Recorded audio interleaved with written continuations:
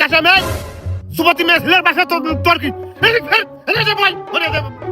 কান ছিল ফাটিয়ে ফেলে দেবে না পেঁয়াজ ছেলে ফেলে কাঁচা এখানে কলঙ্কর বিষয়ে জড়িত হচ্ছে বোঝনি, ওই জন্য আমি এলাকায় মারো হাতে কথা কটা সব শুনতেছি। আমি যদি গোপনে না শুনি তা তুমি কি করে জানবা? ও কাছে তো তো ভালো আউট নলেজ রে, নিশ্চয় আমার সাথে বেরিয়ে এসে কও তিনি, আমি তো তোমার সাথে বেড়াই বেড়াই সব শালিজি ওই আমার আউট নলেজ একটু বেশি হয়ে গেছে।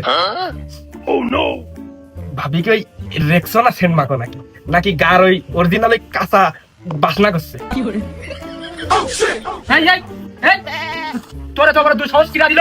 আমার মেয়ের পাশে যে তুই বসলি, আমার জামাই হতে প্রায় 5 হাত ধরি, আর তুই যে কাছে বসলি এত বড় দুই সাহস। ও বুঝেছি, মাতুব্বারের সাথে বেড়াই বিলে একটু ফাই ফেসলা জেলে ছেলে কথা বলে বেড়াই, আর একটু বেশি বোঝে সাহসটাই মাতুব্বারে দিয়েছে। ও মাতুব্বার, হ্যাঁ গাধা আর তোমার এর ভিতরে পার্থক্য কত দূর? রেজাল্ট ও নো,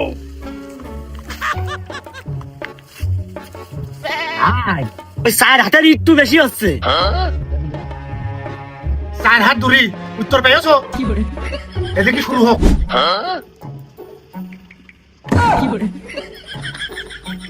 ও নো, হোক আর শুরু হোক।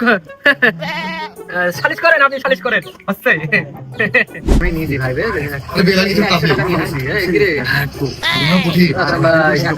ও নো, ছোকরা তোর কাঁচা কুঞ্চি দিয়ে তোমার চামড়া বাড়িয়ে 2 পদ্ম উঠিয়ে ফেলে দিতে হবে।